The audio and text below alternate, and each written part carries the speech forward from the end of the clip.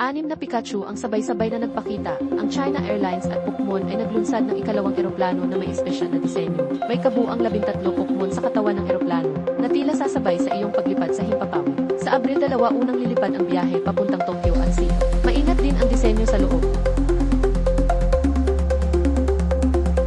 Pati pagkain ay napapalibutan ng Pokemon din. Placemat tissue at packaging ng snacks, pati paper cup, lahat Pikachu. Pero tumataas ang presyo ng langis.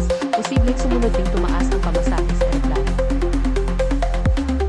Ang galaw ng presyo ng langis ay maaaring magdulot ng pansamantalang pagtaas sa fuel surcharge. Sa tingin ko kinakailangan ang ganitong hakbang maaaring may anunsyo at taas presyo sa simula ng Abril. Tuloy ang labanan sa gitnang silangan. Nag-anunsyo ang Aviation Authority. Fuel surcharge ng airline tinaas ang short-haul flights mula 17.5 naging 45 dolyar. Habang ang long-haul ay mula 45.5 naging $117, higit doble ang taas.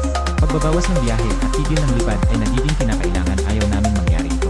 Ayon sa pagtataya ng mga travel agency, Easy Air short haul mula 1,000 naging 3,000 taiwan dolar, habang ang long haul ay mula 2,000 naging 6,000 taiwan dolar. Sa China Airlines, mas maliit ang taas sa short haul. Mula 2,000 naging 4,000 taiwan dolar. Samantala sa Starlux Airlines, mula 700 halos 3,000 taiwan dolar. Mula 2,000 naging 5,000 taiwan dolar.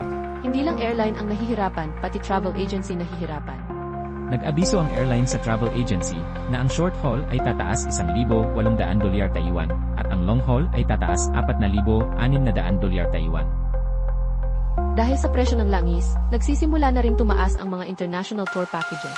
Ayon sa travel expert, mas mainam na bumili agad ng ticket. Nakikita na sa airline, ilang ruta ay tumaas na, payo kung may plano na ang maagang pagbili ng susi. Dahil sa tension sa pagitan ng US dollar at Iran, inaasahang mas magiging mahal